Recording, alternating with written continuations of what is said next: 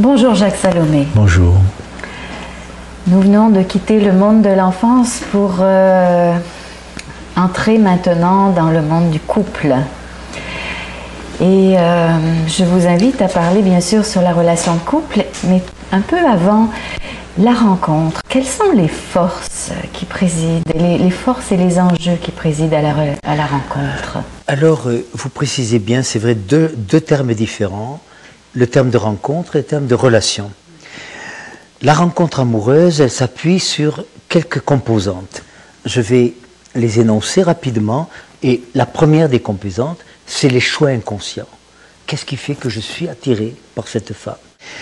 Il y a aussi le phénomène de l'attirance, les affinités. Donc les affinités qui vont nous rapprocher, ou même si on n'a pas le même intérêt, vous aimez le ski, moi j'aime la mer, peut-être que je vais découvrir grâce à vous ce que je ne connaissais pas. Et puis bien sûr les sentiments. Les sentiments en réciprocité sont plus rares qu'on ne le croit. Et à l'âge que j'ai aujourd'hui, la meilleure image que j'aurai pour mieux comprendre qu'est-ce que c'est que l'amour en réciprocité, c'est l'image musicale.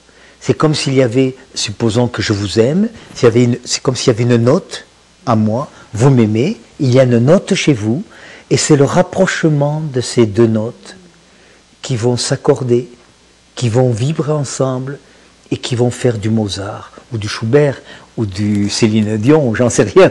Et voilà. Et c'est ce que je souhaite à chacun, d'avoir une qualité d'amour en réciprocité dans laquelle deux sentiments se rencontrent, vivent, s'épanouissent ensemble. Alors ça, c'est, disons, la rencontre amoureuse. Et la rencontre amoureuse idéale. Oui. Et puis, bien sûr, j'allais oublier, des désirs. Il y a des désirs vers elle ou des désirs d'elle vers lui. Alors bon, il décide de vivre en couple. Et là aussi, voyez-vous, il y a des conditions. D'abord, pour s'allier, il faut être délié. Deuxième condition, capacité à se projeter dans l'avenir. Est-ce que je me vois vieillir avec cette femme? Est-ce que vous vous voyez vieillir avec l'homme que je vais devenir? Est-ce que vous me voyez comme le père de vos enfants? Est-ce que je vous vois comme la mère de mes enfants? Capacité à s'engager, ça veut dire plusieurs choses. Ça veut dire capacité à définir son choix. Si je vous choisis, ça veut dire que je renonce aux autres. Choisir, c'est renoncer. Et puis, bien sûr, capacité à nourrir la relation. Et ça, je voudrais dire quelque chose d'important pour le couple.